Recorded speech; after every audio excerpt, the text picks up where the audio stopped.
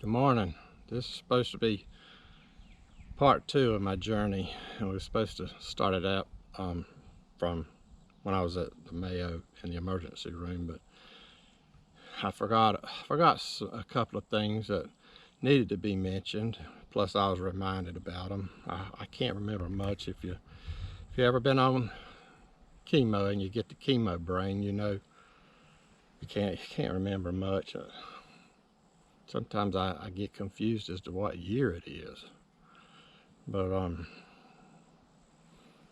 was talking to somebody and they was telling me, they said, well, do you remember when you was doing all that sleeping and people was concerned about you and you wouldn't answer the telephone and people would go out there and climb your gate, go across your gate to go in there to see if you're still alive? And I said, yeah, I remember that. I said, a couple of my other friends, I got one called Nazarene.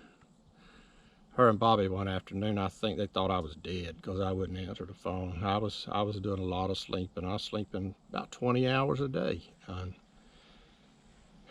I just couldn't get enough. I couldn't get enough sleep. That congestive heart failure was working on me. So they'd climb the fence, or she'd climb the fence and come in and see if I was still alive, and find out I was still alive, and then everything would go good. And the next thing I know, there she's climbing the fence again. But that was something kind of funny. But I had another incident, and I forgot all about this until after everything was over. You know, I cut that cardiologist off,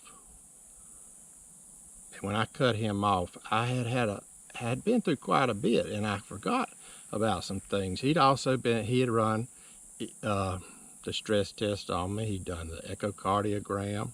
You know, he'd done all these tests. Plus, he sent me to another doctor. Now, this is the one that gets it. This is the one I think that was probably the one that helped push me over the edge with him.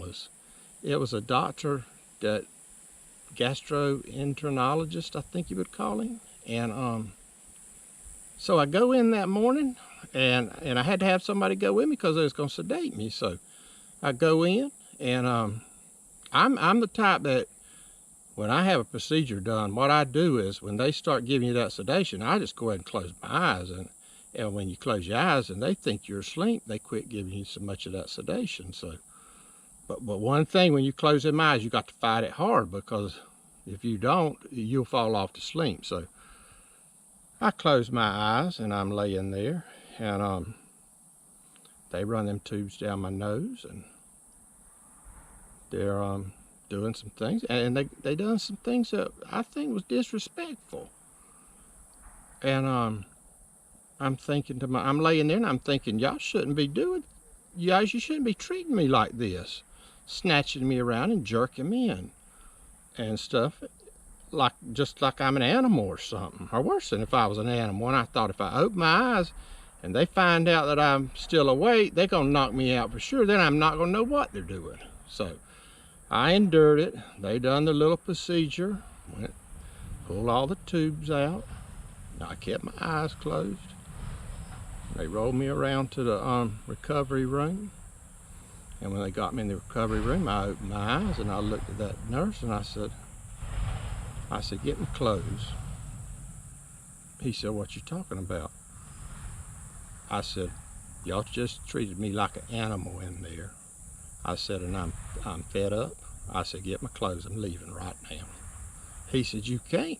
You've got our policy, you have to stay so long in recovery. I said, the policy went off the table when you started snatching and jerking me around in there like I was an animal. I said, get my clothes. I can't get your clothes. You can't. I said, if you don't get my clothes, I said, I'll walk out of the front of this hospital, and I call it an apron, which it was a gown. I said, I'll walk out of the front of this hospital with this apron on. So he looked at me and he said, well, I'm sorry about what happened. I said, sorry, don't take care of this. I said, put this rail down where I can get out of this bed. You got to remember now, I've got some sedation in me, but I got good sense. So we work around, get that side rail down. I set up on the side of that bed. I said, now take me to my clothes. And he said, Mr. Fish, would you just please, our policy is you have to stay so long in recovery. I said, the policy, I told you went out the window when you went to snatching and jerking me around in there. So I stood up. I said, take me to my clothes. So he took me to my clothes, or he took me to the locker. You know how you put your clothes in the locker. I got my clothes out of that locker, and I went in that little old room, and I managed to get my clothes on, and I come out. There he is with a wheelchair. I said, what's that for? He said, I'm gonna wheel you out to your who's picking you up. I said, I said, I don't need you. I said, I can walk out of here. I said, I know where my driver's at. I said, and I can walk out of here just like I walked in here. I said, I know where my car's at.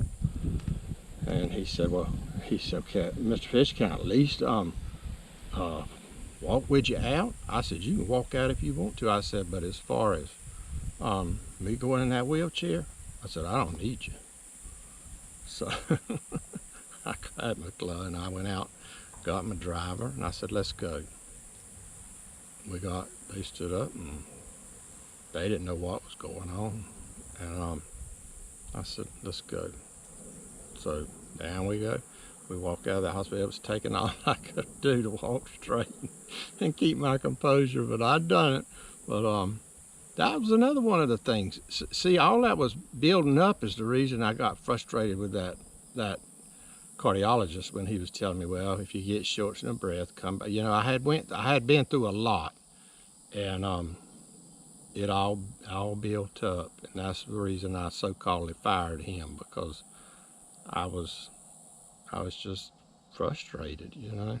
But yesterday I done a video and it was 9 minutes and 40 seconds. For some reason my camera, this little GoPro I got, kicked off at 8 something and then kicked right back on and ran for about 15 minutes. And I don't know why it done that, but I'm not going to take a chance today of it messing up. But another thing I wanted to point out to you, if you'll notice, my eyes kind of look like they're black.